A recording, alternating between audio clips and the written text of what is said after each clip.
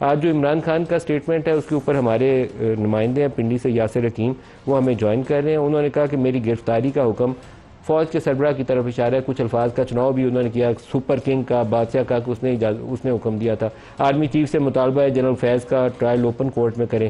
فیض حمید اور میرا معاملہ فوج کا انٹرنل مسئلہ نہیں ہے. اس طرح کی بہت سی باتیں کی. اور انٹرسٹنگلی ہمارے رپورٹر نے خبر فائل کی ہے کہ سیکورٹیز رائے سے اس کا جواب آیا ہے. جواب کیا ہے؟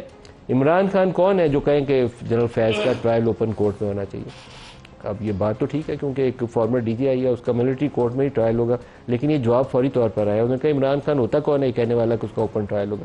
اور دوسری لائن اس سے زیادہ تگڑی ہے، اگر عمران خان کا ٹرائل ہوا تو وہ تسلی رکھیں ان کا ٹرائل اوپن کورٹ میں ہوگا اور پوری دنیا کو پتہ چل جائے گا وہ کیا کرتے رہے اور کیا کرواتے رہے. یاسر حکیم صاحب السلام علیکم. وعلیکم السلام ندیم ملک صاحب. سر آج کیا باتیں کی عمران خان نے جنرل فیض کے حوالے سے اور اپنے معاملے میں؟ ندیم ملک صاحب آج جب وہ میڈیا سے بات چیت کے لیے آئے تو انہوں نے آغاز یہاں سے کیا کہ قاضی فائز عیسیٰ جو چیف جسٹس پاکستان ہے وہ ریٹائر ہونے والے ہیں اور اسی لیے فیض حمید صاحب کی گرفتاری کا جو ہے وہ ڈرامہ رچایا جا رہا ہے. اس لیے میں مطالبہ کرتا ہوں کہ جنرل فیض حمید کا جو ٹرائل ہے وہ اوپن کیا جائے اور اس ٹرائل میں میڈیا کو کوریج کی اجازت دی جائے. ساتھ ساتھ انہوں نے یہ بھی کہا کہ اگر میں نے بغاوت کی ہے تو میرا بھی اوپن ٹرائل کرے. اور یہ کیسی جمہوریت ہے؟ کسی بھی دنیا میں کہیں بھی ایسی جمہوریت نہیں ہوگی کہ ایک سابق پرائم منسٹر کا ٹرائل جو ملٹری کورٹ میں کیا جائے. ان کا یہ بھی کہنا تھا کہ یہ ساری سازش 9 مئی سے شروع ہوتی ہے اور 9 مئی کو جس بھی بندے نے ان کے اغوا کا حکم دیا، سی سی ٹی وی فوٹیجز چرائیں، وہی اس ساری سازش کا جو ہے وہ مرکزی کردار ہے. جس پر ہم نے ان سے سوال کیا کہ آپ بتائیں وہ کون سا بندہ ہے جس نے آپ کے اغوا کا حکم دیا؟ آپ بار بار یہ بات دہراتے ہیں تو ان کا آگے سے یہ کہنا کہ آپ بہتر جانتے ہیں. لیکن جب ہم نے ان سے رجسٹ کیا کہ آپ اس کا نام لے تو ان کا یہ کہنا تھا کہ میری گرفتاری کا حکم فوج کے نمبر 1 نے دیا، وہ بادشاہ ہے، وہ سپر کنگ ہے. میں اسی لیے کہہ رہا ہوں کہ میرا ٹرائل اور فیض حمید کا ٹرائل اوپن کریں اور اس سے ساری باتیں کلیئر ہو جائیں گی کہ 9 مئی کا حملہ کس نے کیا، سازش کس نے تیار کی. ایک اور بات بتا دیں، جب 190 ملین پاؤنڈ کیس کے متعلق سوال ہوا تو کیا انہوں نے یہ بات کہی کہ ملک ریاض نے کہا تھا یہ پیسہ کرپشن کا نہیں ہے؟ کچھ ایسی بات کوئی انہوں نے کی ہے کہ اس کی بات پہ ہی میں نے یقین کر لیا کہ ملک ریاض نے کہا تھا تو ہم نے کہا ٹھیک ہے اور تحقیقات کیا کرنی ہے؟ کچھ ایسی بات بھی ہوئی تھی؟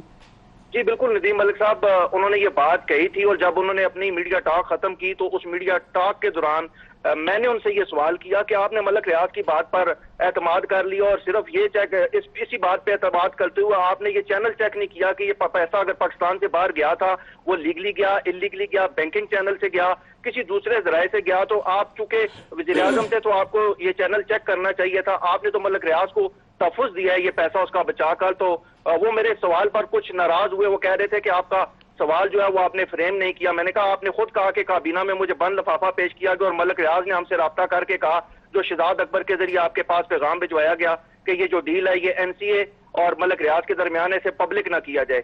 تو ان کا یہ کہنا تھا بالکل ملک ریاض نے ہمیں یہ کہا تھا اور شہزاد اکبر نے مجھے یہ میسج دیا تھا کہ یہ پیغام ان کا مجھ تک پہنچا تھا کہ اس ڈیل کو پبلک نہ کیا جائے. اور لیکن اس سارے معاملے کی کابینہ نے متفقہ طور پر منظوری دی تھی اور اسی منظوری کی وجہ سے ہم نے یہ فیصلہ کیا کابینہ میں کہ چونکہ یہ مشکوک ٹرانزیکشن ہے، کوئی منی لانڈرنگ کا پیسہ نہیں اور اس پیسے نے پاکستان آنا ہے تو اس لیے فوری طور پر اسے پاکستان لایا جائے. کیونکہ اگر ہم اس پیسے کے پیچھے جاتے اور وہاں پر جا کر تحقیقات کرتے کہ یہ کس چینل سے ہے، لیگل ہے، انلیگل ہے، لیکن پاکستان لا کے ملک ریاض کو دے دیا وہ پیسہ، اس کا جواب نہیں دیا انہوں نے کہ پیسہ پاکستان لا کے ملک ریاض کو کیوں دے دیا؟